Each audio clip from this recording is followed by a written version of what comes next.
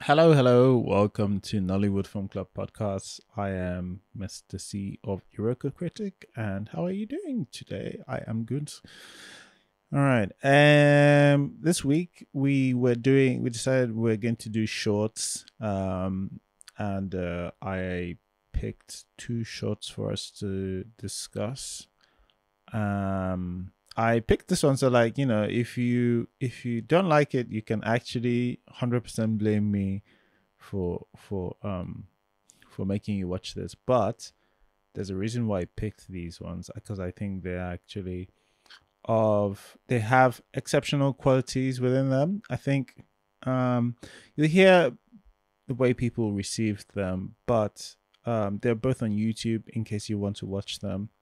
Um so yeah, they're also widely accessible. But I would recommend you really giving them a watch. Probably before you listen to this, they're only about 20 minutes each. One's slightly less. I think one's 17 minutes. The other one's 20. Um, but yeah, I think they're both well worth a watch. I think one does better all round, but like they're both well. You'll hear my thoughts. Anyway, I hope you enjoy Nollywood Film Club discussing Samaria and the way things happen. All right, so let's start with Samaria. I actually have bad things to say about this film. Samaria is yeah. Do you want to talk to me about some of the things you liked about Samaria? Um, so I feel like this could really be either. It could fall on either place of the feelings. So I think I told you right after watching it that it didn't leave me with a good feeling. And I'm inclined to put that on the positives because I don't think it was meant to leave you with a good feeling. So yeah, I will put that as a positive. For Samaria. Yeah, for Samaria. Okay. I liked the location for Samaria. Um, and it's there's a lot of limitations to a lot of things, right, with Nollywood and especially with the short, but we would have so many complaints about locations, right? And I did really like the location of Samaria. I thought, sure, that looked like where that character would live, and her school looked like the kind of school that her character would be going to. So I did really quite like the location, even the location of his flat as well.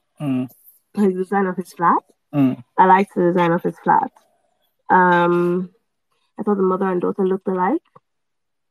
So, I mean, especially for short, that's kind of good casting.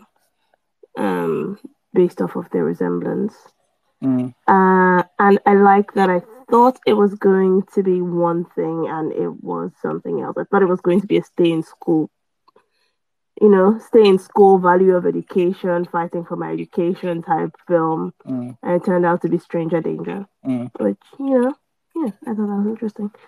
So, yeah, I think those are my positives for Samaria. Yeah, so in addition to those things that you said, I can't the writing of Samaria for me is really strong. Like you said, you thought it was going to be, something about staying in school and like maybe fighting the conservative mother who's like forget school. And and the reason why you thought that is because he really wrote and developed the red herring. Because it's a red herring, right? Because that's not what the film is about. But he really wrote wrote the shit out of that side of it.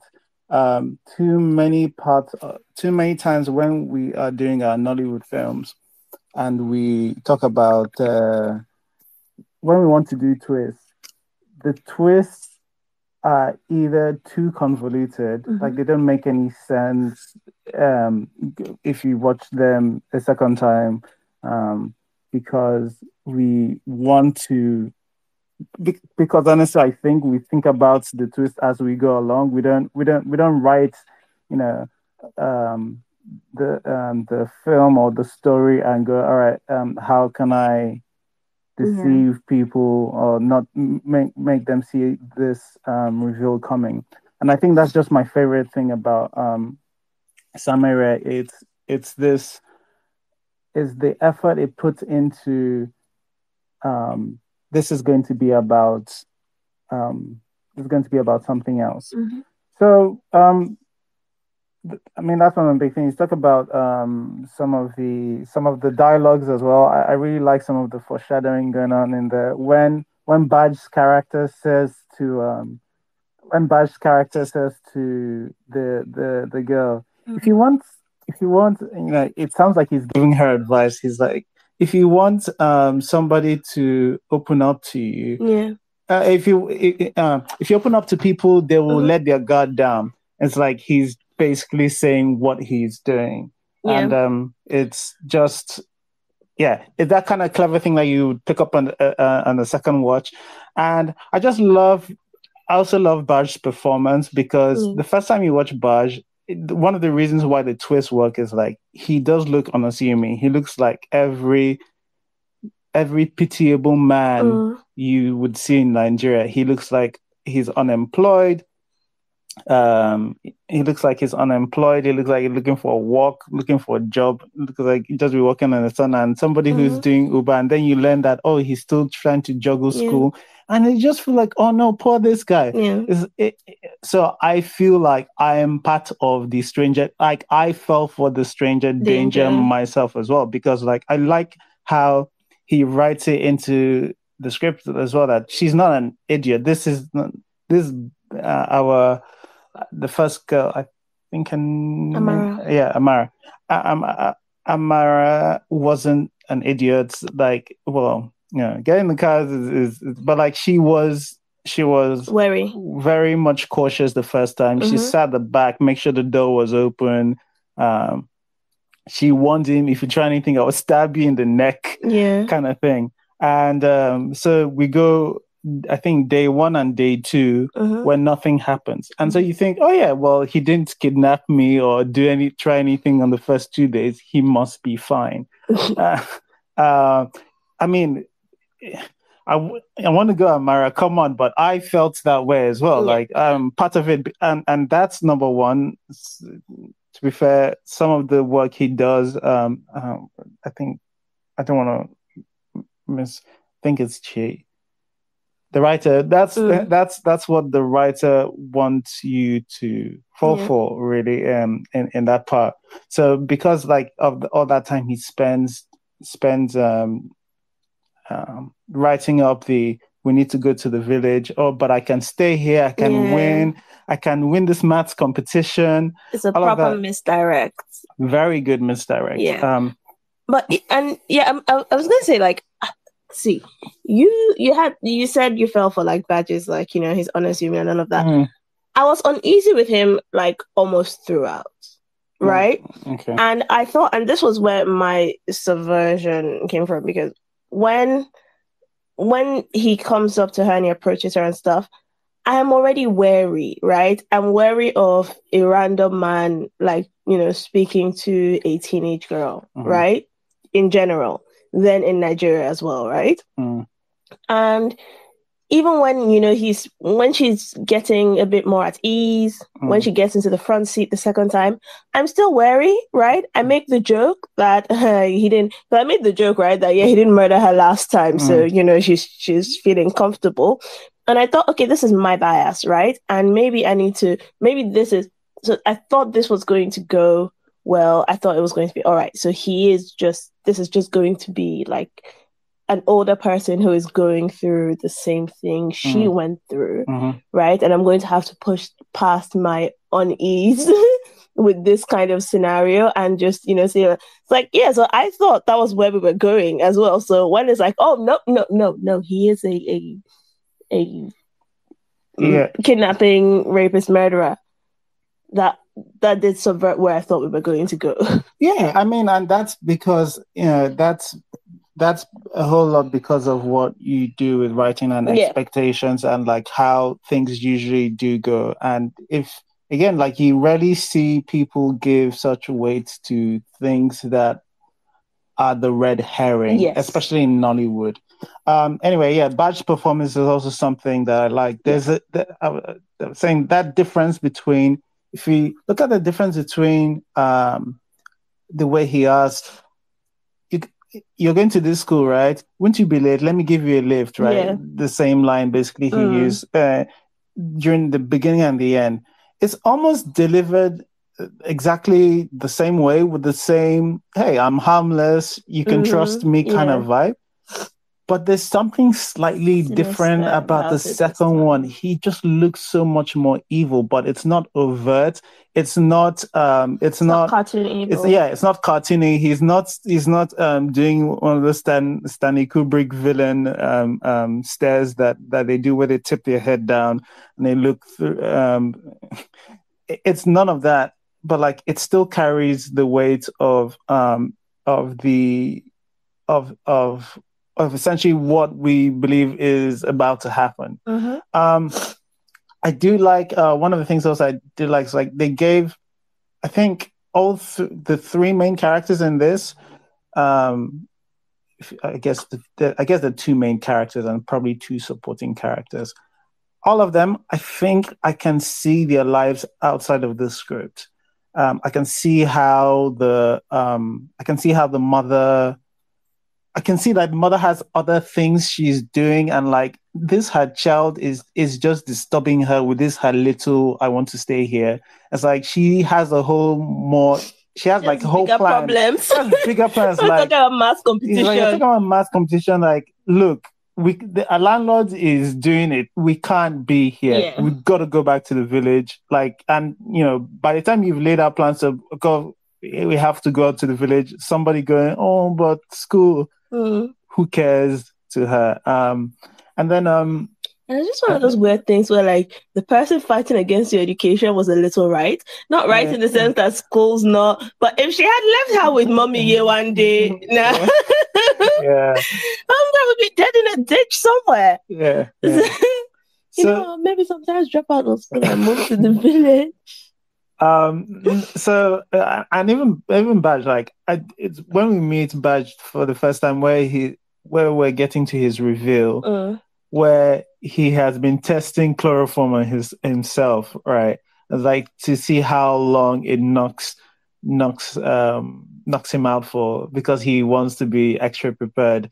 And even like when he's trying to psych himself up in the mirror, like he gets this little broken piece of mirror, like you can just imagine like what's led him to this position where like he's nothing good, by the way, where he's in this position where he's trying to like psych himself up and make sure that this is the sorry, make sure that this is the that this thing works without too much hiccups. So I'm really, that's something that I liked, that attention to some of the stuff. Is there anything else?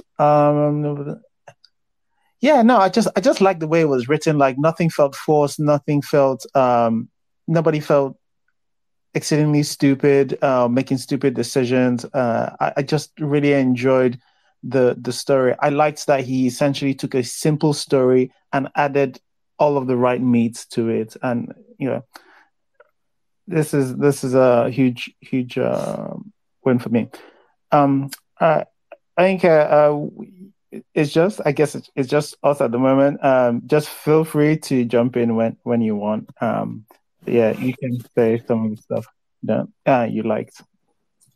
Yeah, I watched the Samaria one, and I thought the same way Miss C felt was the same way I felt too. At first, I was like, "This is really hard. Why are you talking to her?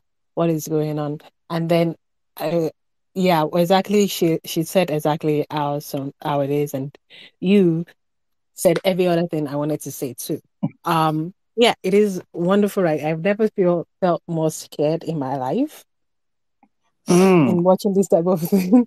When I saw him like do the whole chloroform thing and practicing the just practicing to kidnap her, like being, and I was just like, wow, this is actually quite more frightening. Yeah, I mean, like it felt like almost because like this went from this. It felt like it changed genres in that when we went to his room, it felt like we went from this like sort of almost coming of age drama story where, or maybe this girl is trying to like fight to like leave her mother and like win a maths prize and go on to be like the great maths first female maths Nigerian, whatever. It felt like that was that story we're going for, and then it just turned into a horror movie in that in that room, and it was so well done because like Badge isn't like doing any cartoonishly evil phase. He is. It just feels like he is meticulously trying to figure out the best way to it just feels like he's trying to figure out the best way to to kidnap and kill someone. Yeah, the ending was also kind of more scary because now you're afraid of for you and the and yes, I thought like it was I truly was frightened. It truly did frighten me, you know, and it's kind of strange to say that because there's not been many like frightening things that I've watched recently. Like I've watched scary movies and I've watched like trailers and or something like that. I'm like, oh yeah. But this one feels like, oh snap! This thing happens every day, and it's just like it's truly scary. Yes, Badge's performance is amazing. The writing is amazing, even from the mother's perspective, right? The way they talk sounds reasonably the way people do talk. Even when she was like saying the things, like when she was talking back to her mother, I'm not saying it's a bad thing that she was talking back to her mother.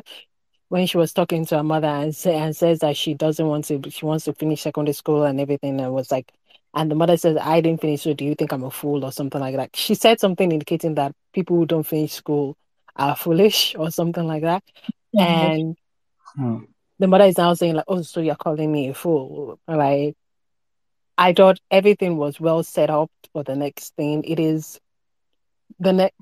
This is pretty good filmmaking, especially because it more so uses the language of film and like it shows us what we need to see to be able to what's it called for us the story for us the viewers to be able to see what the writer is getting at, and it is it it is a more complex. There's also more complex filmmaking too in this because the characters in it, even Badge's character gets some sort of like humanity, or it's the word I can use right now. I'm not saying that it's not horrible, but like maybe it's true that indeed he's going to polytechnic and trying on doing other stuff, but he's also a rapist. He's a rapist of young girls, and uh, I thought that this type of writing was very well, and the filmmaker did a very good job in it.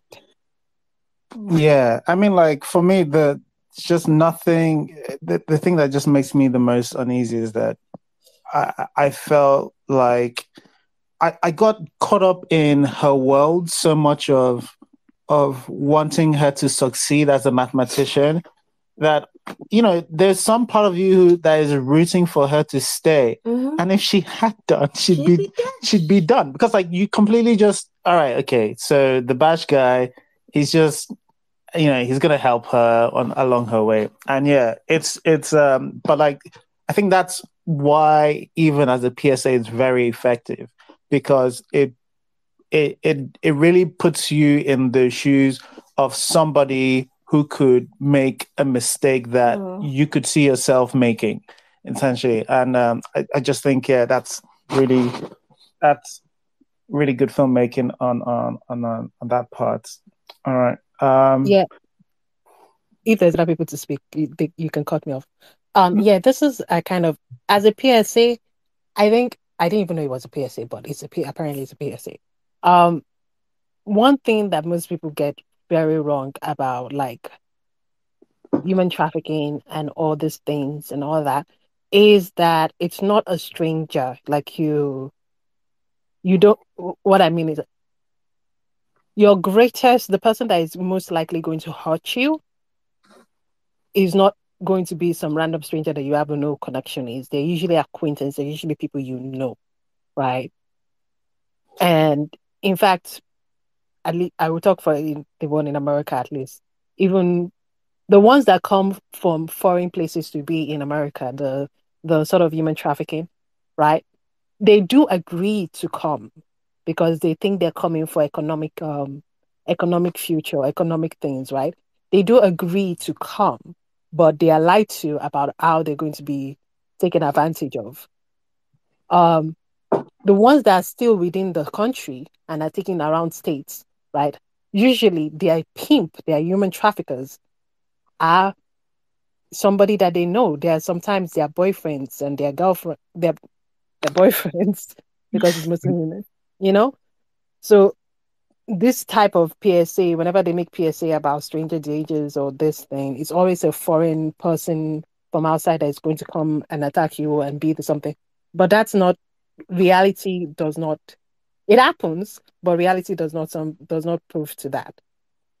So I'm kind of glad as a PSA, it captures the complexity of things that happen in real life, and that's an issue with like media in general. Most media do like very simple, very very full stories, and very very simple things that cloud people's imagination of what actually goes on. That's kind of one of my things, and I think this thing does very well in that. Okay. Let's talk about some of the things that we might have had issues with in Samaria. Inka, do you want to go first? Some of the acting can be a little bit off, but it's not. It's really more like nitpicky. Nothing. It's not the clearest and sharpest like production, but I don't think it needs to be the clearest and sharpest production. I actually think the production is really well for what it is, and that there was some issue with sound, but even there's really I can't really find anything wrong with this. It's more me like nitpicking, right? So, and I tend not to try not to nitpick. I think production was fine. I think it was like just fine and well, and the look. It's not the sharpest. It doesn't look cinematic as much, but I think it fits the story that it's trying to tell. It's like it's trying to tell, and I think it even strengthens it by making it look more real and some like very clear cinematic look. It's just like, okay. Yeah, no, I don't disagree with you. I wonder which acting because I think with the exception of Baj, because I thought Baj was actually really good. But yes, maybe everybody else could have been slightly stronger, but it wasn't enough to take me out of it. I think maybe the mother was maybe the mother was the weakest. I can't remember. Yewande didn't have much to say, to be honest. Huh? Her friend. Yewande Yetunde didn't have that much to say. I thought she was fine. Yeah, I thought she was fine. She didn't have too much to say. I thought she was fine. I thought the mother was the weakest for sure, but I also thought Amara could have been better. I think Badge was the only one that was actually solid. Badge was good, but Badge was good. But I mean, there was some of Amara's deliveries cracked me up, not in a bad way. Like in a good way, like she's just delivering and not thinking about it like a teenager would. I'm like, you are shady. And just calling him old. When just calling him old, yeah, just unprovoked. I was like, that's why I tried to murder her, because she called him old. He wasn't gonna murder her before, but yeah, Amara could have been better. There was she could have been better, but there's still time.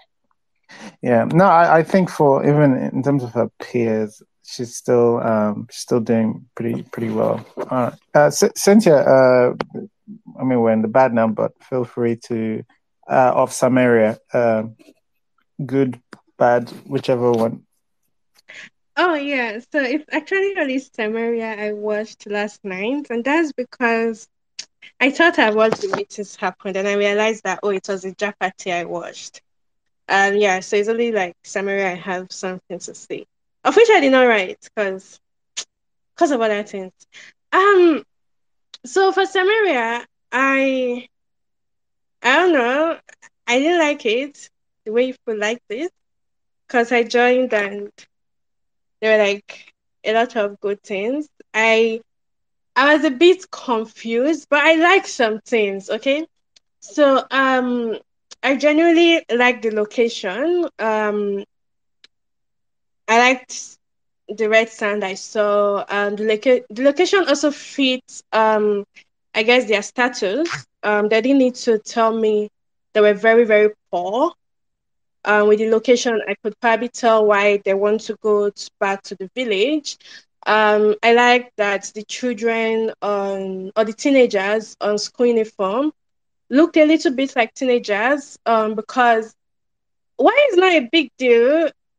I've been gaslighted a lot in Hollywood about how teenagers look. So them on school uniform with their braided hair, with their braided up back and everything. I was like, okay, yeah. And the location also fits like I guess the public school preparation for math quiz. Yeah, Lagos State math quiz is something that it's something that they could be doing. It's something that the teenagers could be doing. And yeah, I think it's more of the location, them looking like teenagers, them talking about preparation for math quiz, and oh yeah, so I know you guys like badge acting, but um I don't know. I think the last part, because I watched this movie and I went to watch another movie and I slept and I was really tired yesterday, so I might have missed a lot of things.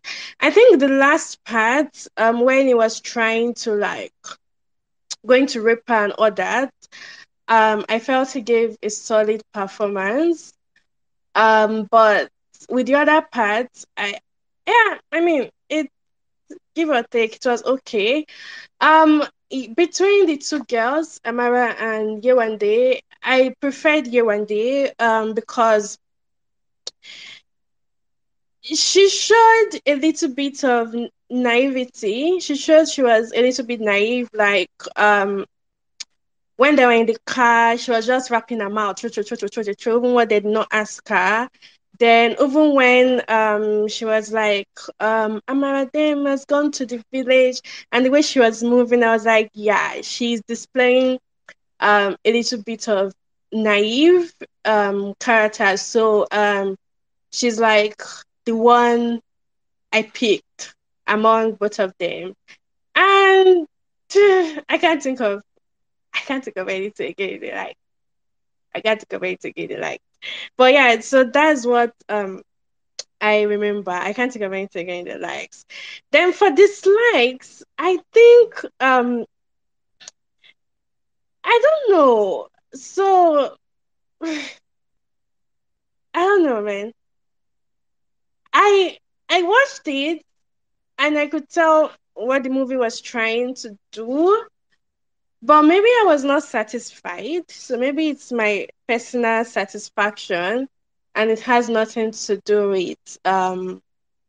with what he puts out. So it's probably me and not him, and probably my tiredness from yesterday. But the switch, I think I had a problem with the switch from being a friendly guy to immediately being what he was being, or being someone that wanted to rape her. Maybe because maybe because it was really. I'm just saying that I believe that you can foreshadow things without exposing too much. I felt that character of him could have been foreshadowed somehow in the beginning, because the switch was a little bit um somehow for me. Then I also had a problem with the dialogue. Okay, yeah, sorry. My first problem was with the background sound that kept on playing throughout. So I was really tired, and I was like, can you just stop? So there were like some dim, dim, dim, dim, dim, dim, dim, but that's that.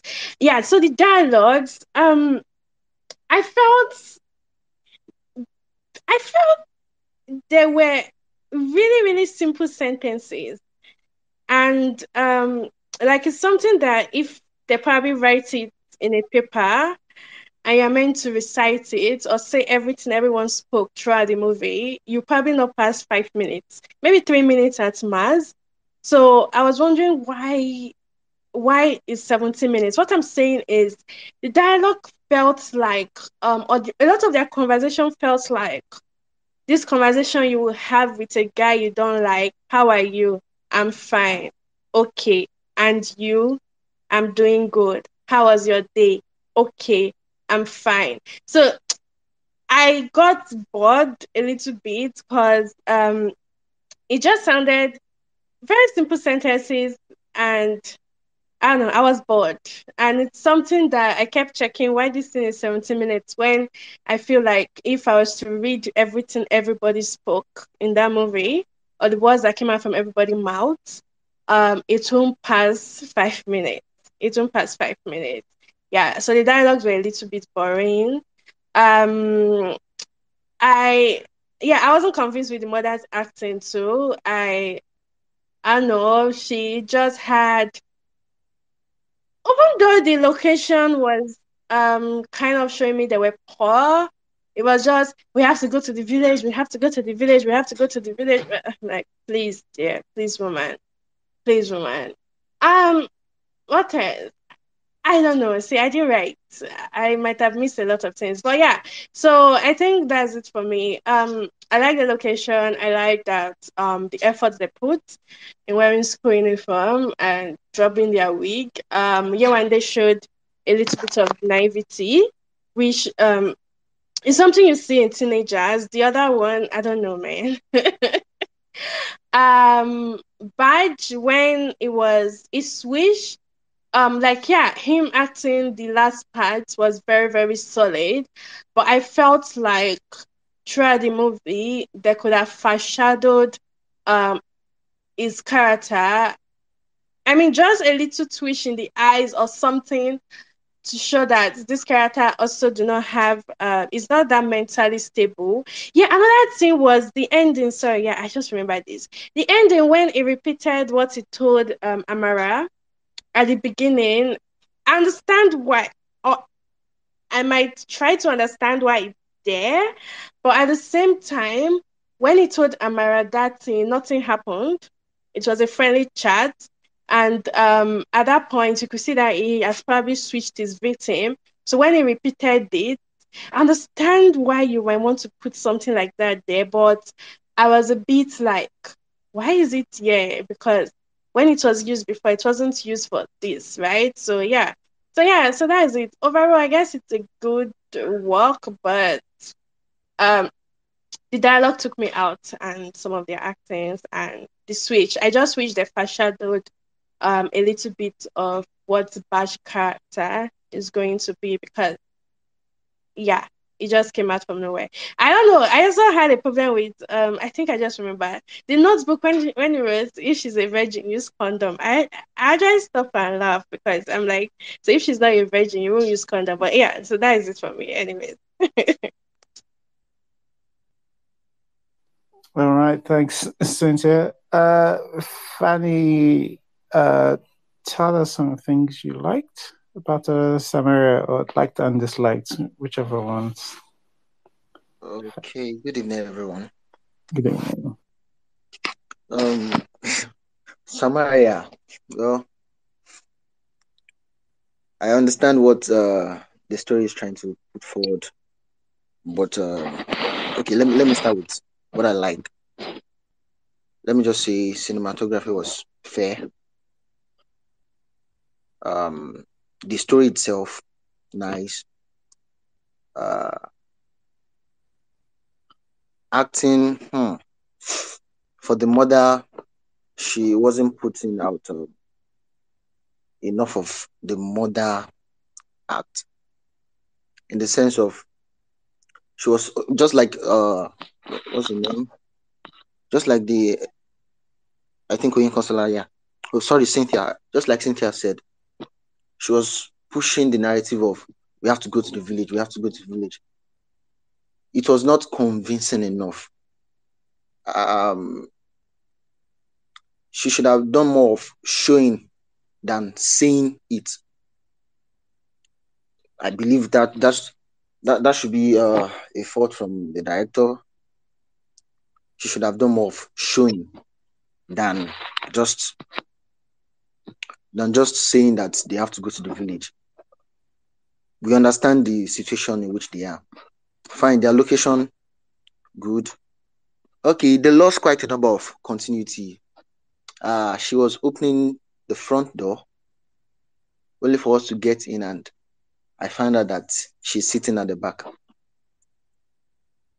Quite a number of it. That's the major one I can remember. The other thing I saw, like Cynthia said, the switch of this guy's character, it looks kind of off. Well understood, but there could have been a pointer from the beginning. First thing is, okay, this guy is old, trying to get back to school according to what was said. It still doesn't look natural enough. Trying to get back to school as a car of that kind. One, lives in that kind of environment with them. Not like it is well stated that there's a school around there or something. We just have to assume that. So quite a number of things were wrong with the whole thing. On a general note, I'll give it a 5.5 over 10.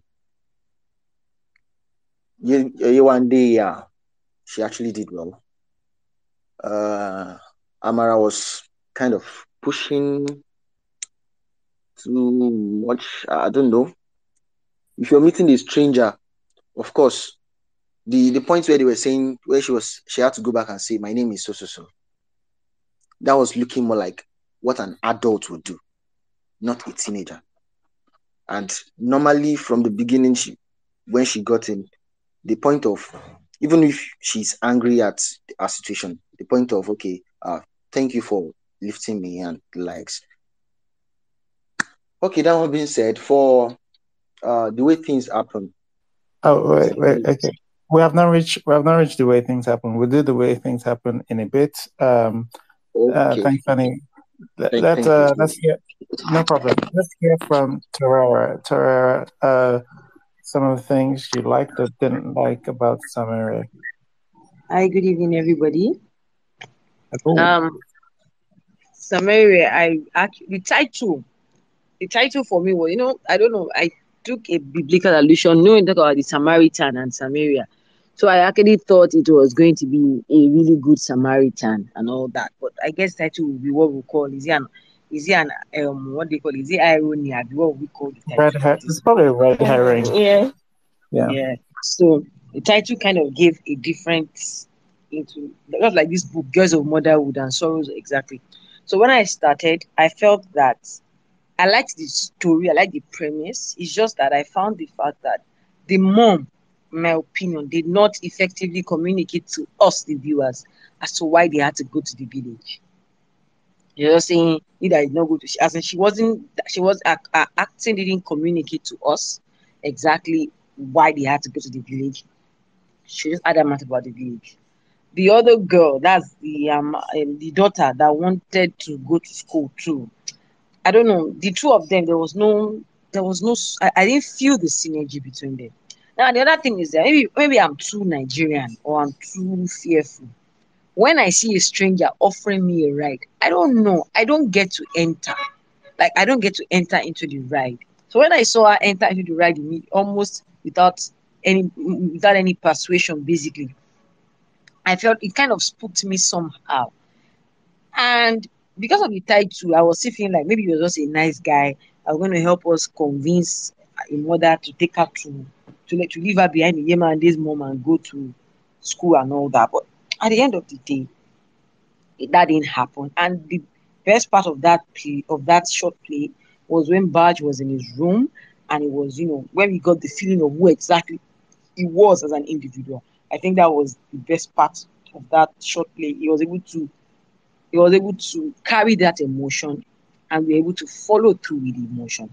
So I think that was it. But in all, I think that the two characters, the mom and the Emeka, could have done better.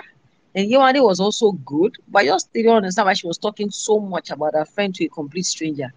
I mean, you met him for the first time and you're already reading out, oh, she's going to the village, you don't want to. Why? Was it supposed to come and beat the mother or something? Like, I didn't get that part. I don't know.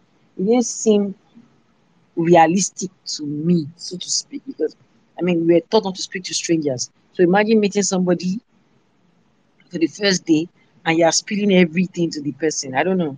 It just kind of spooked me somehow. So that's my opinion on Samaria. If I'm going to give it maybe a 6 over 10 because I'm nice. I mean, because I'm nice. Okay. All right. Thanks, Sarah. Mrs. C, your issues with Samaria. Okay. My issues with Samaria, well, I think I've already mentioned that I thought only Badge was good in acting, for the acting. Yewande was fine. Amara, not the worst, but I think she did take me out a couple times, especially at the beginning. So like Badge was the only actually good actor in that. But it's fine, it's a short budget, it's very. My other drawback was the scene in his room. It wasn't my favorite scene. I know you've mentioned like the thing about, showing him planning and all of that stuff. But it feels like it's his first time, or maybe he's refining his methods. There's just something about that scene for me that was unsatisfactory. I think even Cynthia mentioned the condoms if she's a virgin, and that also took me out. I'm like, sir, what is the plan? You're gonna start with a condom and whatever, and like that, yeah, whatever. But I don't know. I didn't, and it's not knowing exactly how it could have been done better, but I feel I don't like that I don't like that we had that whole scene of, oh, look, he doesn't have good intentions, right? And it wasn't him actually doing the bad intention thing to someone else, right? It wasn't the implication of him, like if he had put condoms in his bag before heading out, right? Oh, it's in him packing his bag, right? With things that look a bit nefarious, right? We've seen him pack the rope, pack the condoms, and pack, his notebook or whatever. But I think reading the notebook really took me out. Like reading the notebook took me out with all the checklists. It just felt like it was telling me, look, this guy's not a good guy. And it's like for all the build up it had done, that felt like a bit of a letdown, but whatevs. And yeah, I don't know, because I mentioned that I did find him unsettling throughout anyway, and I felt like I was fighting my bias, right? And it was this bit in his room where he's chloroforming himself, and it could have the effect of being a bit terrifying of, oh, you could see this person who's relatively unassuming, but like, and then gets going, right? But also not, because I didn't want him to be evidently crazy, right? Like the lack of, how I put it, the subtlety of the evil is what is most terrifying about that scenario. And I feel like when I see him have this hype himself up display with a check mark of ropes, and I don't know, it took me out a little bit. but I don't know what could have made it better. But I'm also not a filmmaker. So I think the acting and that scene, those were my personal drawbacks with Samaria. Okay. For me, I think almost everything for me had like low budget issues. And whilst I wouldn't go as far as it took me out for the scene Mrs. C, I think the part that actually I felt was more clunky was the testing of the rope. That was the one that I didn't mind the reading of the stuff in his book. I just felt like the reading of the even with if she's a virgin, I think that's just an extra detail that just makes him a little more weird. And of course, somebody who is doing this is definitely not your normal human being. It's not that. And it's not that I don't know. I don't want to.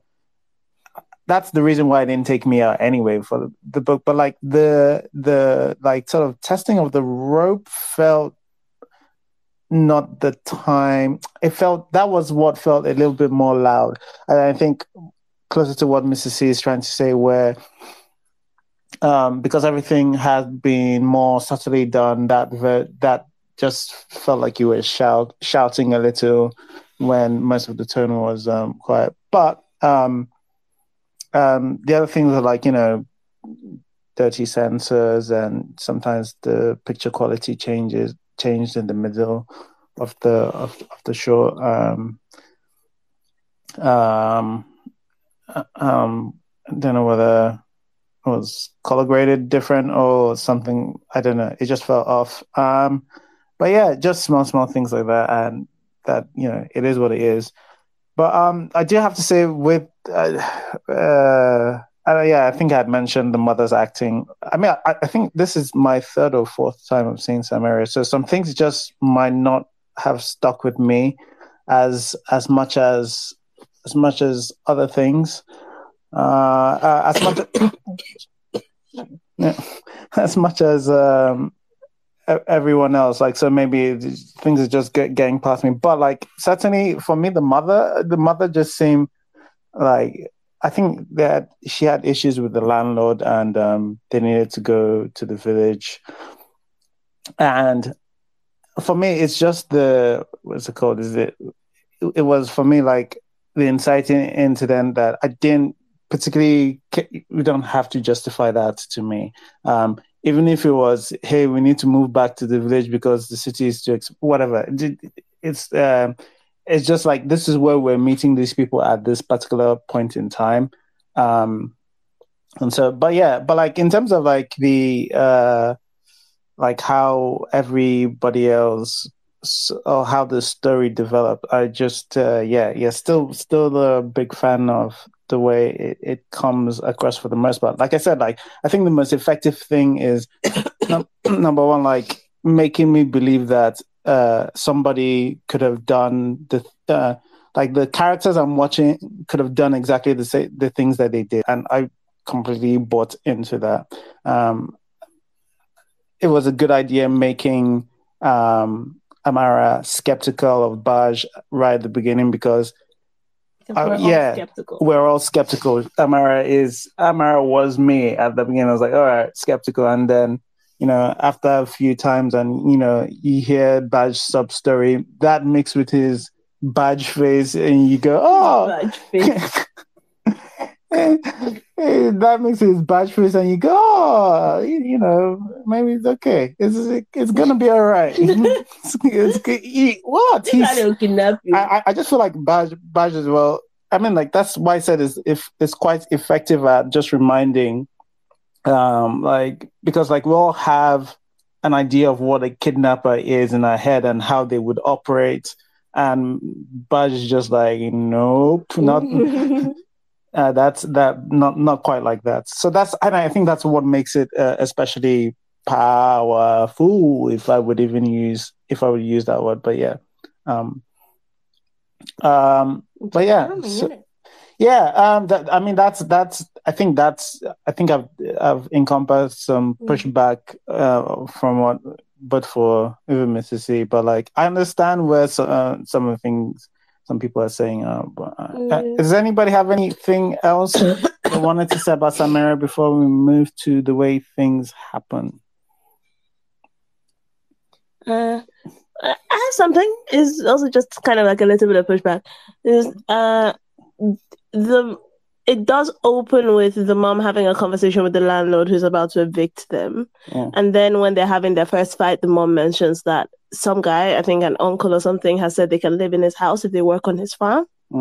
So there was motivation for going to the village. It wasn't just out of the blue. But then, like you said, it is a short and we're meeting them where they are. So I don't really find any other background needed, to be honest. Like, it's not unthinkable that mothers like we're going to the village. Yeah, because she just can't cope anymore, and they're going to the village. That's the one. Like, when you talk about Nollywood films, like when you lose your job and you lose your money, you go to the village because that's where you can live. There's a family house somewhere you can move in the village and start farming. And is that so? No, that's not Nollywood now. Go to the village, yeah. Yo, Dada. All right. Okay, if nobody else has anything else they want to say, we'll go to the way things happen. All right. What did we like about the way things happen? Anyone, do you want to start? What I liked about the way things happen? Sorry, Inka, before you go on, I just want to check if Vanessa has seen Samaria. I haven't finished. She has not. But of course, you can kick me off. Your feeling is very right. Honestly, I completely forgot about Film Club this week. Wow. I'm sorry. I'm kicking you out. I'm so sorry. Some of us have lives. Not you. Come on. I'm so sorry. What are you saying? No offense to every other person who took the time to watch it. I'm sure you all have lives. Plenty of offense. Imagine, I want people to be claiming to have life. I honestly intended to watch it. Life just went ahead of me, and then I took a nap. Part of the reason why I forgot Film Club is I took a nap. Yeah, that was understandable. Right. I took a nap and then I woke up. I was like, oh, wait, Film Club.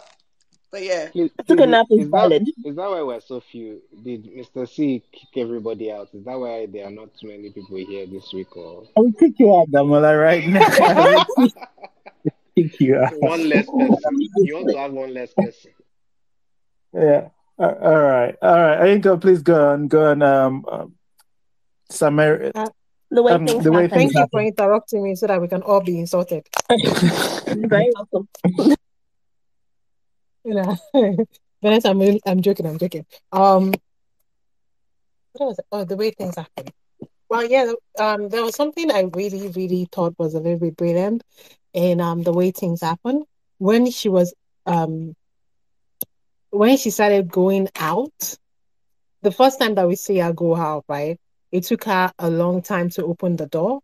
Well, it took her a second to open the door, and the second time we see her go out of the house, we see her do it more quickly and more easily. And I thought that was what's it called?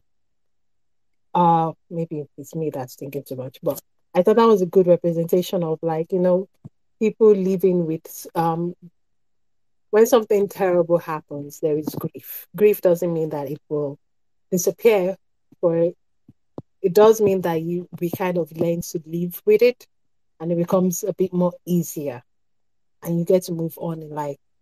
And I thought that was a wonderful little show of it. I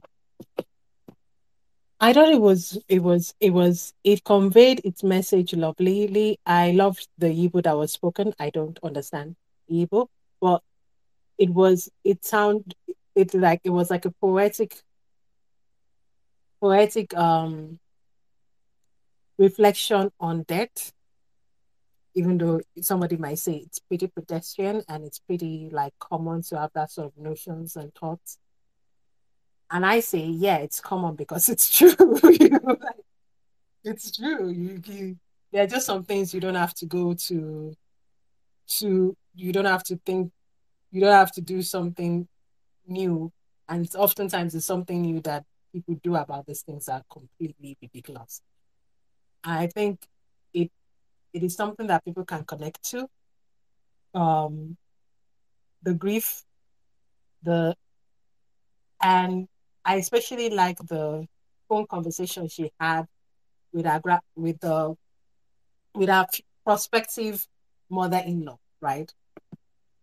And it was really nice. It was really really good. I liked it. It it was wonderful. It was even at I also like the end. Like again, like I said before the ending, we see as she opens the door more quickly this time. She doesn't even like stop to like pause to at the door anymore. It means that there's been time and now she's like getting on to living her life. Like she doesn't necessarily have to pause at the door. And the next thing we see is her opening the packaged uh I'm so sorry, I'm going to be a little bit slower. But there's not that many people here, so I can take my time.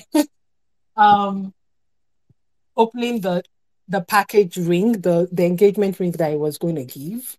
Um and seeing the dejection of her remembering, okay, now she has to go back into that like cycle of like, oh snap.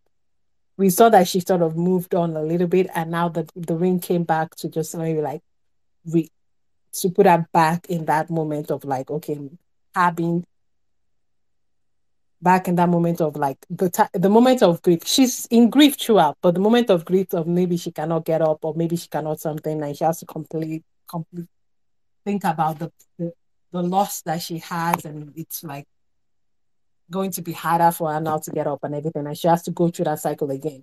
And that's normal with grief. That's what normally happens. You go through the cycle. One tiny thing happens, and your mind takes you back, and you're now back in the place where you're just processing again. And I thought that was really wonderfully done. It was quiet.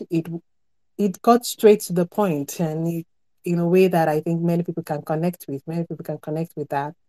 Some of the things that was said was comforting to hear. It does acknowledge the pain, but it was also comforting to hear. So that's why I thought it was pretty good. I think it will. I think if people watched it, it will help a little bit because people can connect. All right. No, thanks. Oh, Yeah. should I talk about the filming part? It was okay. The filming production was okay. Nothing too outrageous. I mean, the fact maybe I would say that one thing that I think was a little bit like but it was okay. It wasn't bad. Okay. All right. Thanks, Anika. I think it's funny, right? Funny if you tell us some of the things you liked about the way things happen. Okay. Um, Actually, everything I have about the way things happen is nice. Sincerely, like from the first second till the last, I was glued to my screen like a short film, no noise. The dialogues were properly picked and they seem very natural. Indeed, like the whole thing went like seamless. And I just I love the whole thing. Like I could connect with the story itself. The way she would process the death, mourning period, I really love it.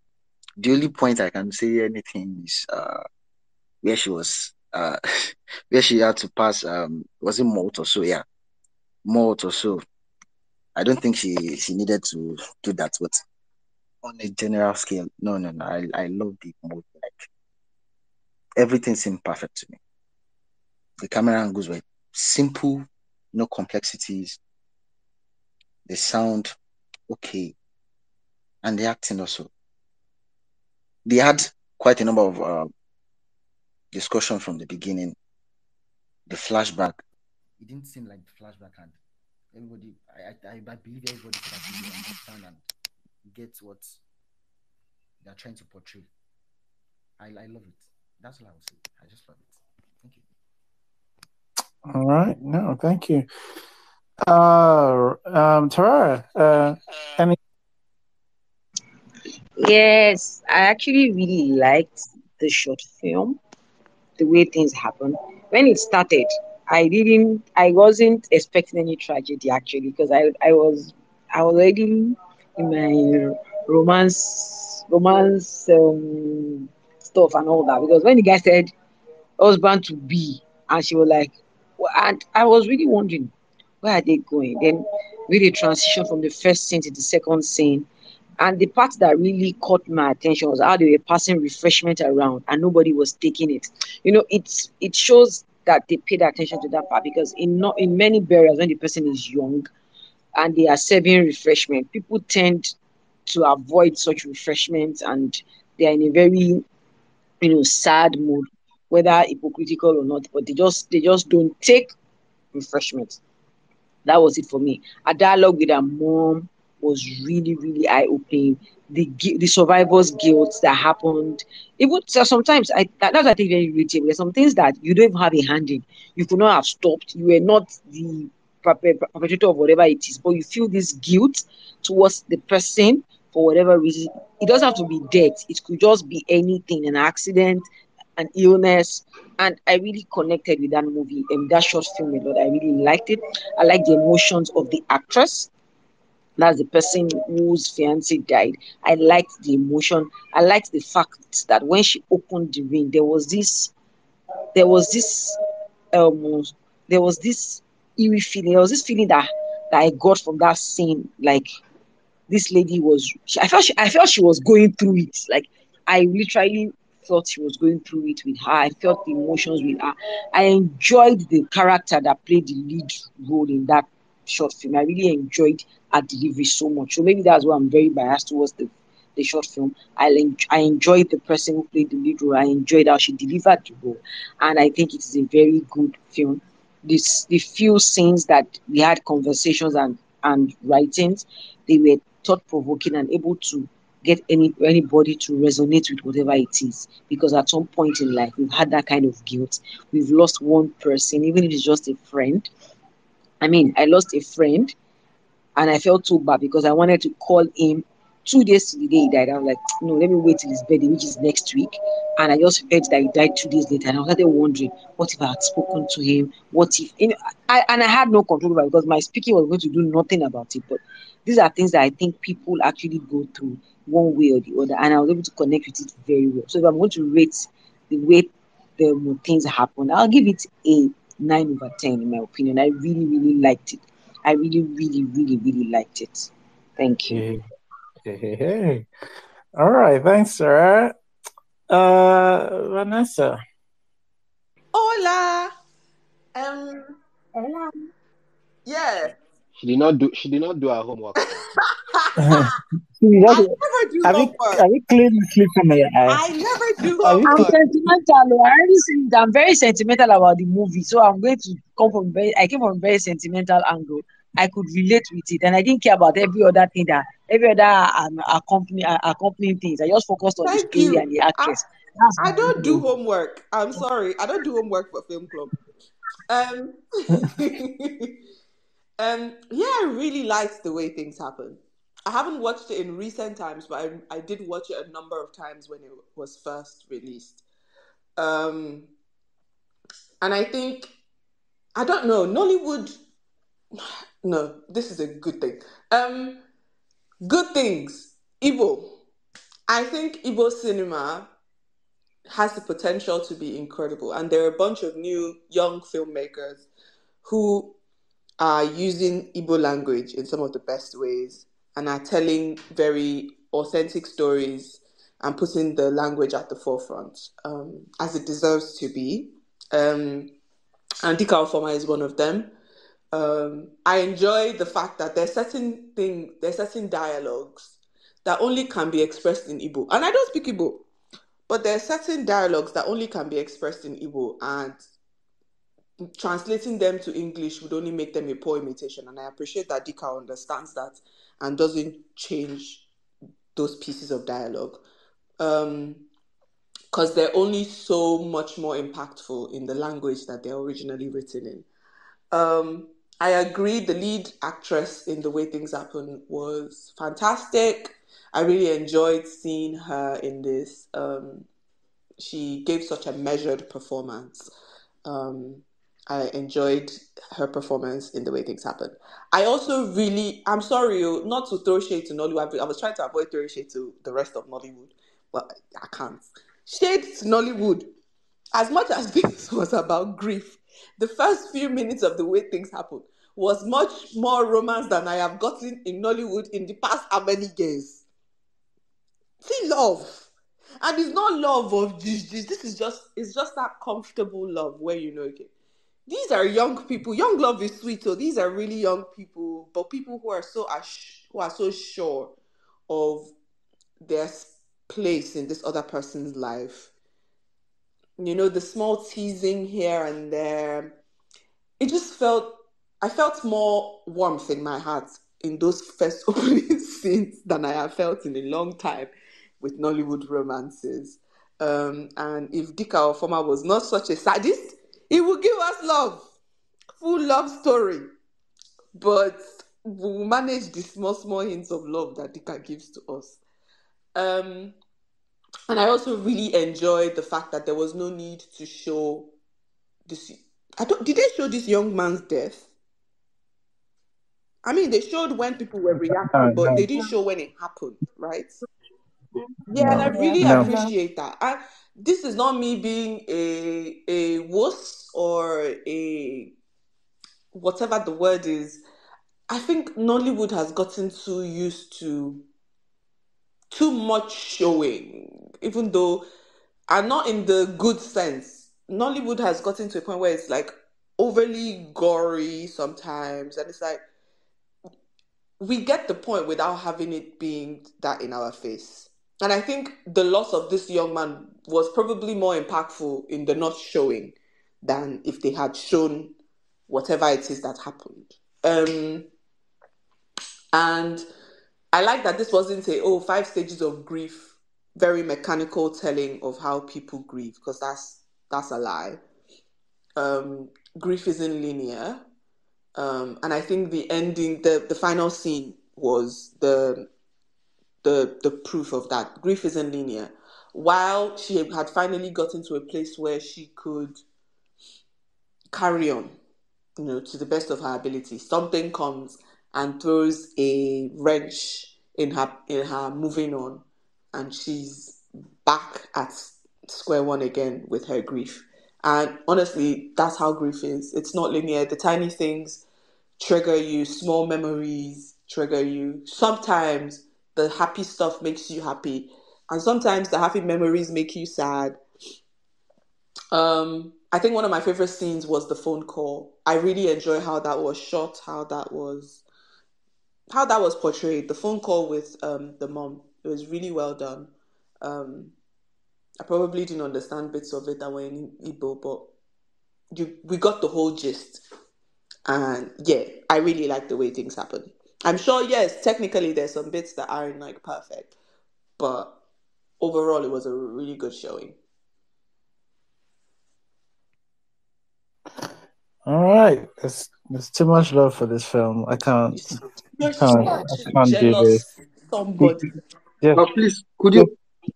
Just Dika cannot be getting all of this. It's making me uncomfortable. Damola, go on then. Go on then. Respect me, please. So I mean, Vanessa's kind of said it all, but honestly, like, I haven't watched The Way Things Happen either in recent times, but I didn't need to. The film lives rent free in my head. It has since the first time I saw it. I've seen it thrice in total, all kind of like within a very short period of time. I just had to watch it again and again, and even gets better with each watch, in my opinion. And I think Dika is definitely destined to be one of the greats. I think, he really just he's so intentional about what he's doing. And, I'm just so like, honestly, I'm just happy to be along for the ride because, we do talk, Dika and I, we do have conversations from time to time. So I'm his friend. He's my friend. So I'm just kind of happy to see him blossoming so much. And back to the film, it's just like, I mean, what do I not like about it? The framing is great. The minimalistic dialogue, it's just like all the fat of, the script is clearly well trimmed. One of the few films I've seen recently that has such a great use of sound. Even though the sound is not necessarily like top notch in terms of clearly, like budgetary issues and stuff, but you can still get the intention behind the sound design of the film. And then there's little intricacies, that just kind of there's an emotive storytelling that is there, that is present, but it's still just done without too much indication or any kind of dialogue at all. A good example is like when she's in the bathroom and the bucket starts to run over, and I think the water starts to get like close to her feet or something. And all those little things just really put you in her headspace. You the lead actress was amazing. Um, and it's just like it's the scenes like like the grieving scenes, for example, how like nobody is really speaking. There aren't a whole bunch of people saying sorry now, stop crying now, won't you take it easy, oh. There's none of that, like, because people grieve in different ways, and sometimes some people are just silent, and sometimes that silence hits even harder than wailing and weeping and stuff. So I really like that. Obviously, I love the ending. Endings are very important to me. Um, they just, I mean, it's like signing a document, right? It's just like your signature at the end, and it really just is a way of letting the story sort of just resonate with the audience. So endings are very important to me, and this ends on a very, on a perfect note, to be honest. And again, just again with the sound design, because it literally ends with a big clap with the box kind of closing, right, or opening. I can't remember if it's opening or closing, but it just ends on that note, and it's just so well timed. So I mean, I love the film.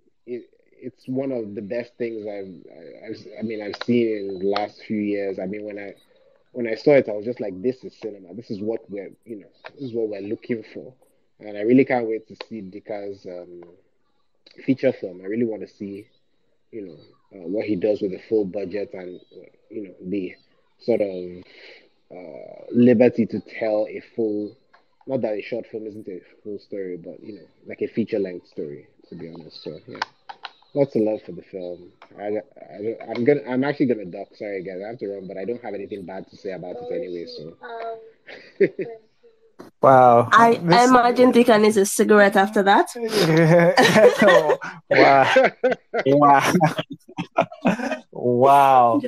Oh my goodness. The film actually does live rent free in his head. He remembers even how it ends. Okay. All right. Yeah. I'm happy to see anybody who just wants to hear praise on Dika leave, to be honest. But thanks. Thanks, Amala. All right. Yeah, I was going to boot you off anyway, to be honest. So you saved me the trouble. All right. Cynthia, please go on. It seems like you've done a It's my turn. It's my turn. I went to collect the package. Oh my god. Wow. Oh yeah. So I just glanced through the way things happen. You could have allowed me to write some stuff because I just finished. I just pressed. Like it just stopped now. So while I'm walking, I'll be thinking of what I watched. Yeah. So do you want somebody else to go whilst you collect your thoughts? So are you ready? I would just say the way it's coming now because I need to go and do other things. Okay. So I felt it was well thought of. in terms of the story they wanted to tell. So you could tell that they knew they wanted to tell a grieving ex-girlfriend or a grieving babe that just lost her husband to be. Um Back to the dialogue, because I said something about Samaria, that if you write down everything that was said in Samaria, you should be able to like read everything in 3 minutes. Um the beginning where she and the guy was talking, you could tell these are conversations that people have, even her attitude, where she was angry because she was like, was like husband to be, and the way she immediately like changed her body language. It's something that is relatable because she probably thinks of him high and now he's trying to do what boys do that pisses you off. So yeah, the use of Igbo language was solid, sweet, beautiful. It's something that people do. So you are speaking in English, you switch to Igbo, and it didn't like come off jarring or anything. You could tell they had chemistry or they were really comfortable with each other. I also felt the shots were very powerful, should I say, because after they did the intro and they introduced her, and you could just see she's alone wearing a dark shirt, you're like, oh my god, something bad has happened to this lovely relationship we just watched in like 3 minutes. And she's like walking to the bathroom, she's switching on the tap. You could tell that she was trying to just push like the tap is overflowing, she's just thinking. She picks up her phone, she remembers the conversation.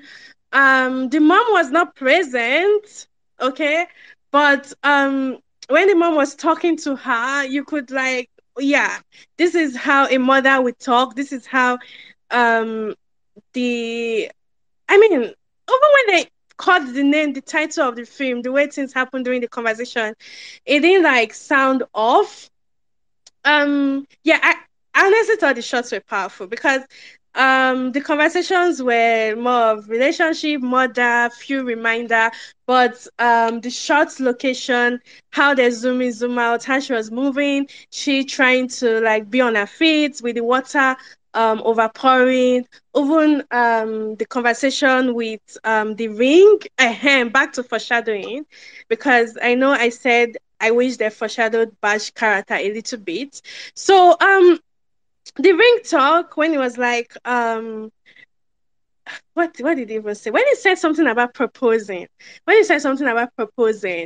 could see that they have foreshadowed something. And when the last thing happened, when the delivery man, which behaved like a delivery man and sounds so much like Taste Man, which behaved like a delivery man that is always prognosing what does not concern him, when she took the gift and she opened it and I saw a boss, I'm like, yes, it's a ring. Okay. So when they brought her the conversation of him, or when she remembered the conversation of the Instagram role proposing, and they foreshadowed, oh, I was going to, he wanted to marry her, and and they delivered the ring. You could tell that like it didn't like take much away from the film. It rather made us accept the ending, or accept what they were showing. Anyways, I just felt like it was really good in terms of showing her grief. I enjoyed the shots. I enjoyed watching her, even though I was not watching. Yes, and that is good because I was not concentrating, but I could tell that she was really grieving and she was just trying to push around. When they also showed her trying to like change clothes, the first time she even opened the door, you could tell that she was really struggling to just move out and see the sunshine or whatever, and trying to just move on away from Kingsley. Was that his name? I don't know, or something like that. I know it's K. Yeah. So yeah, I think my only problem, or the only thing I just saw while I was busy doing all that thing, was the other guys that were sitting down on black. I didn't know who they were, and it's something that I could have missed because I just glanced through the movie. I didn't know, I guess they're relative or something. I was just a bit confused about who the other people were. And yeah, so that's it. All right, thanks, Cynthia. It would probably amuse you to know our delivery guy. I mean, I haven't confirmed this, but I recognize the man's voice. Dika was the delivery man. So who was the mother? Was the mother Dika was Nigeria? also among some of the grievers who sitting down in the living room. Yeah, Dika was Dika also Okay, I might need to go back. So, like I said, I was doing an experiment and it was just playing, and I just peeped. I was like, "Oh, this was sitting there." So that experiment anyway. I'm out. I'm out. Wait. All right, so let's just see. Am I up? It's you. Okay. So the way things happen. Really hard to find anything I liked about this film, to be honest. Yeah, right? That's right. Finally, somebody said it. Finally. Sorry, I'm trying to save my marriage. Don't take my joy. Sorry, I'm about to snatch it. So the way things happen. I don't think I have gone through a watching of this without crying. And I rewatched it today, and it still got me that raggedy bitch. And I think it's not because Dika's amazing filmmaker, it's because grief is everywhere. I think the way things happen captures grief in a way that is familiar.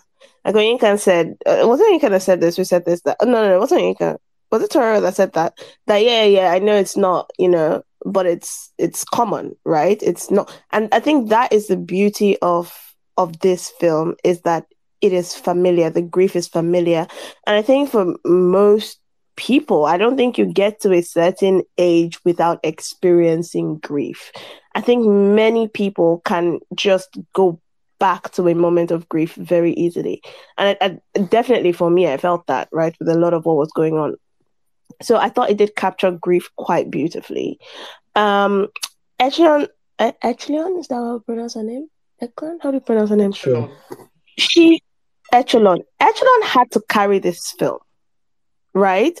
There was beautiful directing, all of that. But as an actor, right? If Echelon wasn't as good as she was, right, in carrying this film, it would not have worked. Nothing would have saved it. We had to go through this film from the strength of her grief, her silent grief. Literally the scene after he dies, right? When they have that scene in the bed and we go over to her face. From her face, I see something has happened, right? You can see that something has happened from the look on her face.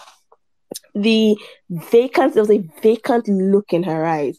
And it's like that emptiness of grief when you're cried out, right? And you're just in that weird, fucked up place.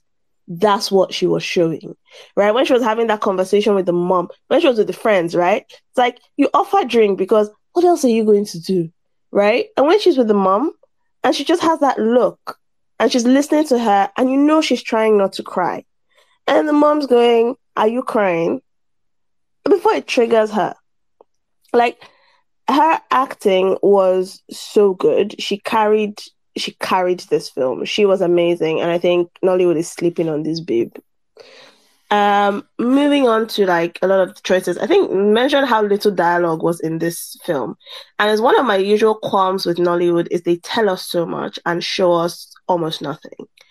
And like I said, from Echelon's face, you're already seeing the grief she's in. She doesn't have to tell us she's sad. I think someone mentioned the mourners didn't have to go, "Sorry, don't cry."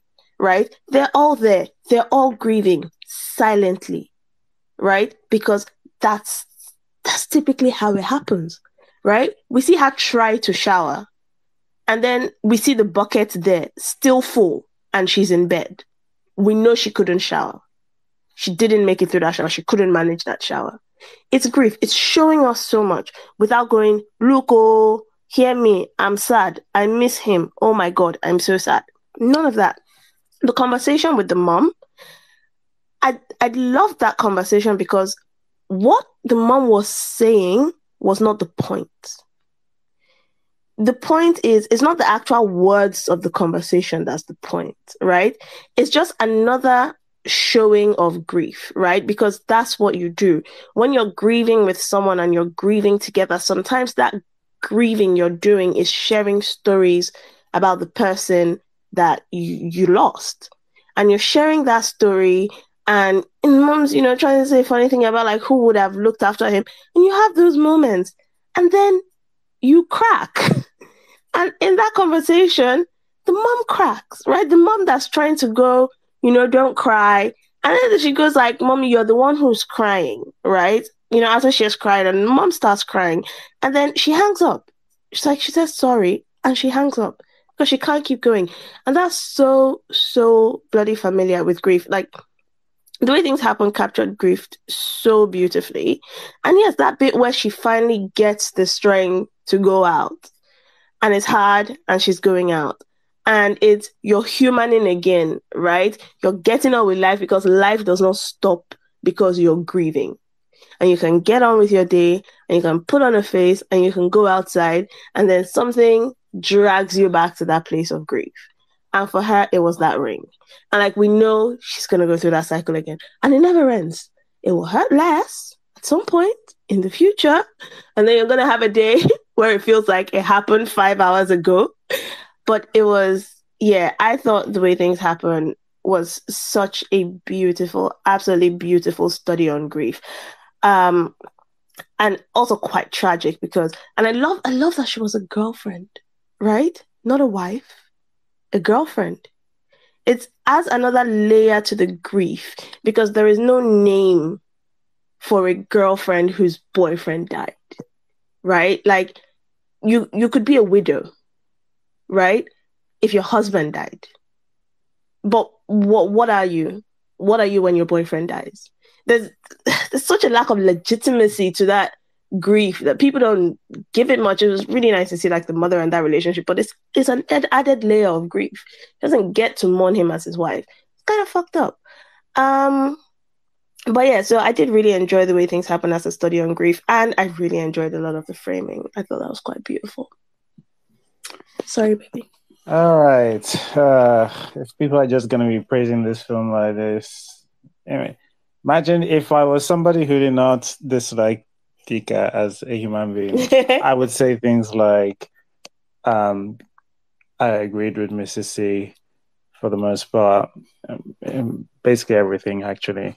If I didn't dislike Dika so much, I would say that the color grading is very good and is part of the story. It's quite muted if you look at it in certain places. Well, just in general, like the colors aren't loud, and it's probably one of the nicest looking content Nollywood has done in. Oh God! Oh man, that's just sad. Anyway, I'd also say that the visual language of filmmaking is not dead, because like if you look at the words, the actual amount of dialogue in this short, it's not a lot. This is right. It's a lot hanging on the performance of our lead. She doesn't even have a name. She doesn't have a name because every time someone is referring to her in the short, you're using sweet names. Ne is one. I can't remember the other one, but there's so much hanging on her performance that if it doesn't work, so the audacity to even try this, I usually would discourage filmmakers from doing things that require this level of audacity, because I usually go crawl before you walk, and to come and do this, it feels so unnecessary. It feels so mature, and like somebody who has been making films for a while and is confident in the filmmaking ability and being able to just allow shots linger. That's another thing. The editing of this, just allow shots linger, know when to cut, know when to just leave it. And there's a deep discomfort with people watching somebody mourn, and like there is no distraction of even like a sappy soundtrack to help you like distract you from this. You have to sit in with this woman as she mourns somebody that deeply cares for her, and that's just so difficult to watch. And because like people say like of how well, number one, she performs it and how well it's framed and all of that. So yeah, it's good. Okay, whatever. Let's move on to the bad. All right. Anka, what do you have to say for what some of the things you may not have liked in the way things happen?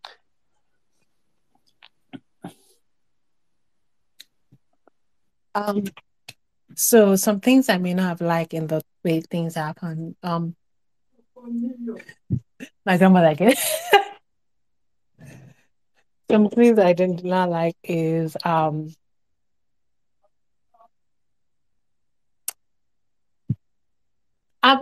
won't say I did not like it, but it just felt different and a little bit odd. It is the when somebody wants to propose to somebody, do they generally leave a voice message when the person did not even pick it or something? If you have the idea, you generally don't do that. That's one that I thought was a little bit hard. But the other thing is that why is she like usually not holding up the phone to her ears? So these things again, to be honest with you, I know why they did it. We needed to hear what is being said. We needed a way to deliver to something. I don't think it was a bad choice. I think it was okay. That if I start talking about it, it's just me being being nitpicky and not understanding what film is. So I don't really think there's that much bad in it. No, not really. Oh, you're disappointed. So even that, it's just those.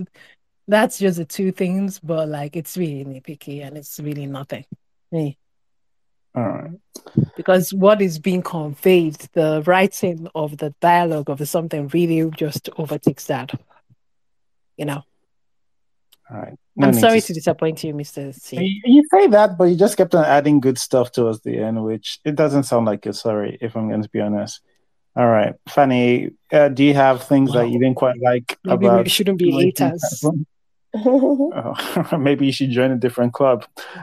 Fanny, do you have things you do not like about the way things happen? Okay. There's something I don't like because everything they did had its reason and they served every of the purpose. Like very natural. Okay, like what she mentioned now about having to drop the proposal through his voice. From the guy's character, you notice from the beginning that he's that kind of try to make. He's not the usual kind of guy. Okay, who makes that kind of a joke of wife to be to someone you're going to get married to in a serious face, yet he was joking. So you know he's someone that can actually do that kind of a thing. And it was natural, like very, very much natural. I love everything about the movie. I can't pinpoint one particular thing. Even if there were things that I cannot see, I feel the ones I can see that they have done actually covered everything. It's perfect to me. Thank you. All right. Thanks, Fanny. Tarara, are you going to join them? I already said I like the movie. I was, I don't know, I had nothing bad to say from the beginning to the end. So I don't know. I really don't know what else to say. I really, really liked the movie. And I'm rooting for Dika to give us another one. Muting your mic now. Thanks. Vanessa. I'm so Mr. C, you can't force this people is into your only own personal gotten, but field. I'm happy. This is giving me so much joy. Mr. C is I mean, disturbing his soul. And I'm excited. I'm happy about it. I love that everybody comes here and they're supposed to say the bad and then they end up saying one more thing that they forgot that wasn't the good. But I'm going to give it to Mr. C's wishes because that's my bestie. There was one scene, it's nitpicky because it's not really that big a deal, but there was one scene. I think they were the house that they were shooting the scene. It do around the church. And I do hear a little something, a little disturbance on the outside. Yeah. So yeah, sound wasn't perfect. But to be honest, I'm sorry, Mr. C, I still have to make the thing because it's really good. But to be honest, sound in Nollywood isn't that great, and this was actually a pretty good showing for sound, except for that one bit where I could hear the external church sound from outside. But honestly, it's a hazard of working in Nigeria. There are churches on every street. But that was the only bad. I tried, Mr. C. I gave it my best shot. all right. Okay. I don't know. I don't even recall that scene. I remember. I think Ejapaki was what I think had The background. church. It was a party or something. I will cook that one. Don't worry. Let that one come. In fact, cook this one too. Just give us the opportunity. All right, Mrs. C. When you shouted my name like that, come on, call it suffering. Anyway, my actual bad is our dead boyfriend. God. His acting was not giving. Finally. I'm sorry. His acting wasn't giving, especially next to Echelon. Come on now. His acting wasn't giving. I'm sorry. He, delightful fella. But I didn't. Delightful. I'm sure she was grieving him now. I'm sure it was delightful. She's giving him because she give him. All right, wait for my own. I'm sorry. Magi's acting wasn't. I don't think he delivered because that opening scene, right, where they're in bed, I think it was quite a romantic scene in an everyday kind of way, right? Like, this is how we do romance, right? As Nigerian people, normally you'll be having banter, right? You're in bed and you're having banter. That's how we do romance. That's how it works. But he wasn't delivering well enough for me in that I wasn't getting the banter. I wasn't getting it. He wasn't as good. I'm sorry. Mona Novix. But besides our dead guy's acting, what's all this? no, but like even in the voice notes, right? And I don't want to hammer on it, like even in the voice notes, because the lines he was delivering, absolutely fantastic lines, right? And he wasn't putting the right energy behind them. It's a bit where, like, I think I love you, I must love you, right?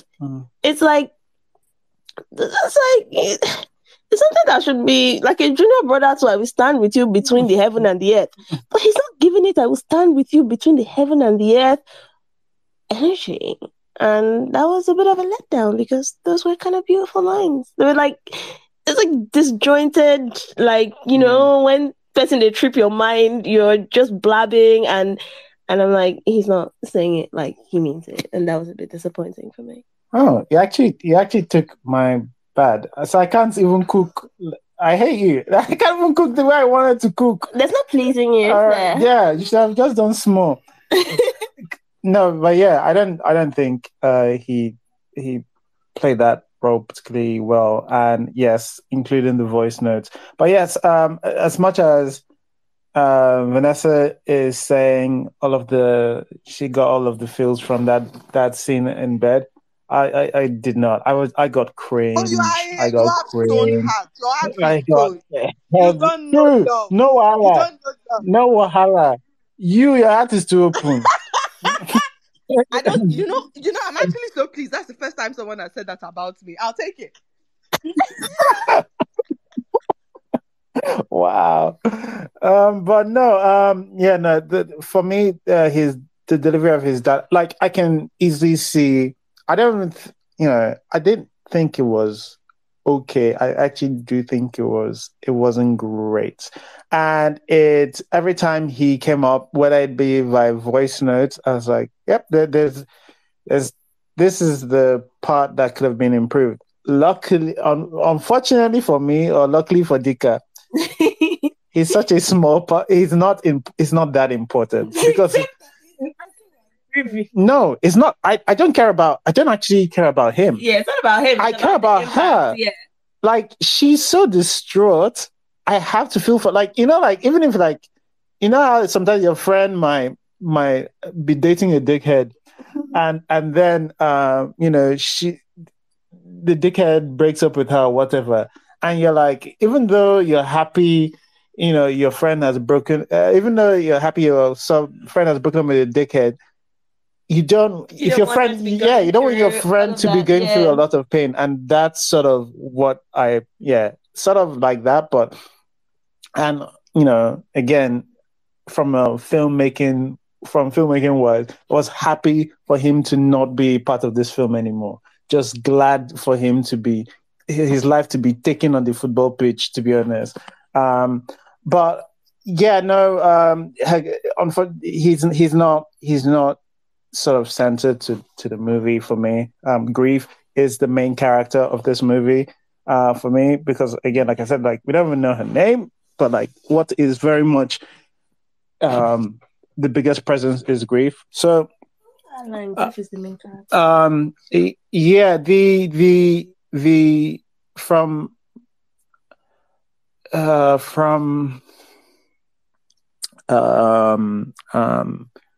the guy, anything else had I think the mother's performance could have been probably slightly better, but I'm using all my resources, all my hit resources right here. The mother probably could have delivered slightly better. Yeah, and maybe that call could have been. Yeah. Anyway, I've shot done it. I've shot done it. The guy was not the best for me. All right, the pushback. And pushback. It's not really that much. Is that you're a hater, okay. And haters gonna hate, and potatoes gonna potato. and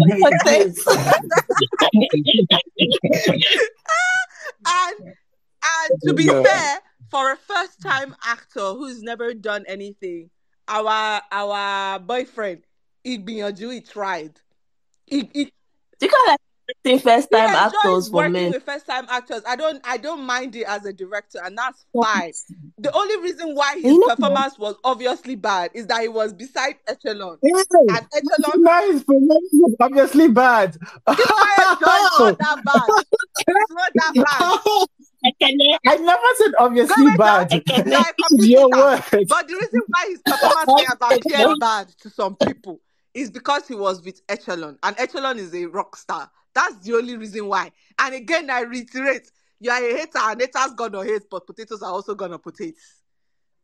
That's right. All right. Okay. Okay. I have a pushback. I suddenly found myself as a listener. So is it because I also said some bad things? So I even like what's it called? Nitpick. And even that was not enough for you to push me off. What have I done? I mean, I've never come against you, Mr. C. But you're making me side with Vanessa, yo. Don't make me do that, okay? Thank you. Nothing wrong with siding with Vanessa. Funny you are saying something. Yeah, like do you want more enemies on the space? You remember the peaceful. I carry peaceful flag, but you're about to make you drop it. He does not like peace. He likes problems. Always. Made me to a listener. Don't threaten me with a good time. Fanny, did you want to say something? Yeah, the man's acting was a little bit weak, but like I also don't necessarily think that the voice the voice note acting wasn't that bad. I don't think it was bad. I think it was just a bit strange that like you plan to marry someone. Usually you say that put that information in person. I'm fine. Hey. Usually you say that information in person, you know, and like he hadn't given out the ring, and they know they're going to get married. You know, it happens. It happens. It's the effect for the story, which is no problem. But if anybody is using this as a this thing is really bad, there are other options. There are other reasons why they are doing it. Maybe they have an Italian streak in them, you know. But to each his own. Haters gonna All hate. right. Fanny. Okay. Like everybody said, the guy's acting was somehow off, but she carried. Wait. So all of you know this thing, and I was here crying for people to say something. How have you kept quiet? That's positive. That's what I said. That's what I said. She covered everything. She like they made up for every of the lapses with the cinematography, and the way she delivered her lines. Even their scene together, the first scene, the way she actually bodied everything, actually covered for it. So that would give him a pass. If he were to be alone, that would make the whole thing. It will fall that scene. That's what I can point out. The point where you said someone was saying something about a church sound or so. Yeah, well, can we? I feel, of course, it was off. It sounded very, very off, slightly, but in Nigeria with their kind of environment and setting, it still made it look natural to me. It made it natural. You, there's really no place in Nigeria with that kind of setting that will have. Okay, let me leave that. All right. Okay. Let me just read some of the comments. Bon Voyage sent a couple. This one is about Samaria. The mother had an off-screen altercation with the landlord at the very beginning, and she was just being a typical African parent by not revealing the full details to her daughter. I agree with that. Torreira says, I hope he does a feature film soon. I really like the way things happen. Okay. Yeah. I hope it's much worse I can cook, to be honest. In peace.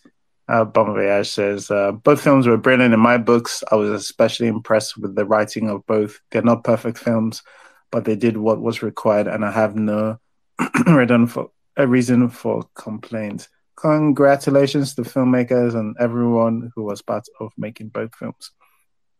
And Unofficial says, I really hope Dika puts out another short soon. I'm a big fan of his work, The Way Things Happen, and A Japper too.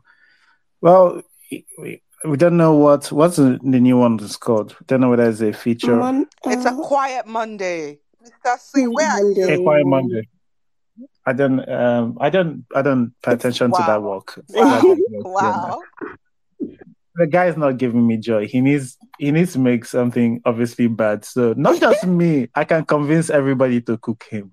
That's what I want for Christmas. One would think that you would want for Nollywood to be better, so we don't have to cook anything. I do, just not Dika. Wow. Everybody can get better. Wow.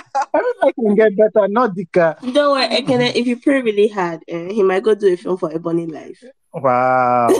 Are you gonna throw? Okay, well, to be fair, there's more Abudu films now, so like Ebony Life a different brand now. Who knows? All right, okay. All right. So just quick summaries on all the shots. I think we've basically said it. Next week, we're actually going to be doing in contact about being scared in this one. Next week, we do an actual horror. We do a Ilewo which will be dropping on Netflix on Friday. So I am looking forward to that. And that's gonna get people talking one way or the other. One way or the other. That's gonna be the Marmite of the people. I feel. All right. Yeah, you reckon? I do. It'll be so funny for an opposite sides. Yeah, I mean, there we go. Okay, but let's do our last talks. So Inga, what do you think about both of the films? Inga, are you there? Okay. Fanny, both of the films, what do you generally think? Small summary, brief summary. Okay. The way things happen, God bless it. Writer, producer, everybody, God bless them. Samaria. I'm sorry. I hate to say I don't like it. That's what I would say. Of course, they had bad, nice, everything was the story itself. I felt they could have actually improved on the story. There is a bit of work to be done on the development or so. So I don't know. Maybe they were in a hurry or so. They just wanted to put something out. I don't know. But I won't give it, as I said, just for the effort, 5.5 out of 10. All right. Thanks, Fanny. Vanessa? I'm here. I didn't watch Samaria, so I don't have a lot to say. The way things happens. I really liked it. It was pretty good. Excited for Dika. I know he's going to do really well. Excited for when he does a feature, but I'm excited for A Quiet Monday, which is also another short. So yeah.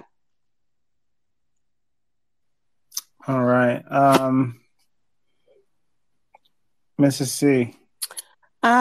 So Samaria, I think it did a lot of things well. I think I would be interested in seeing more of what that writer writes. The way things happen, Echelon is so slept on, it's unreal, and Dika is a beautiful filmmaker, and not that beautiful. Dika's a beautiful filmmaker. Right. And I did dip a little on the Jabba Hill, but I'm looking forward to A Quiet Monday.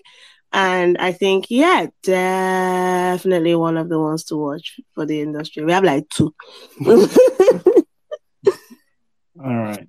Okay. I think both of the right. Is there someone else? Okay. All right. I thought both of the writing for both shots are really strong.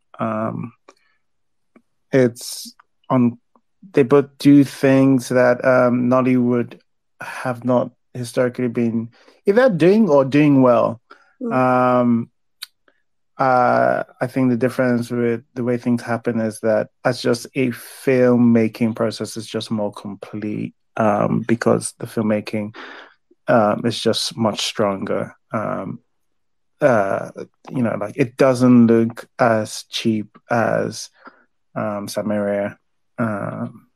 Maybe Badge took all the budget. I don't know, or it is what it is. But yeah, there's just a very mature.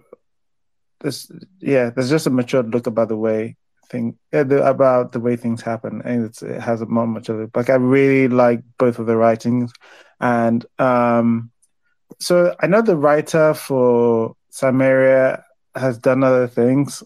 Has been part of other writing rooms, Far From Home, being an example. But I want to see what he does next, like on his actual projects. I would be looking forward to what he does next. And Dika, well, whatever with that guy. We'll see. We'll see how long he can keep this up. But yeah. All right. Next week, Nollywood Film Club will be back. We'll be talking in Leo Wars Sunday, 6 p.m. What? Don't fall asleep. Remember, don't lose your head. Remember to open your heart or close it small or whatever. Do all the things that need to be done. But we'll see you next week. Thanks a lot, guys. See you next week. Bye. Bye-bye. Thanks for listening to the episode. If you enjoyed listening and would like to join live, just follow us on Twitter at IrokoCritic and join us every Sunday, 6 p.m. West African time on our spaces.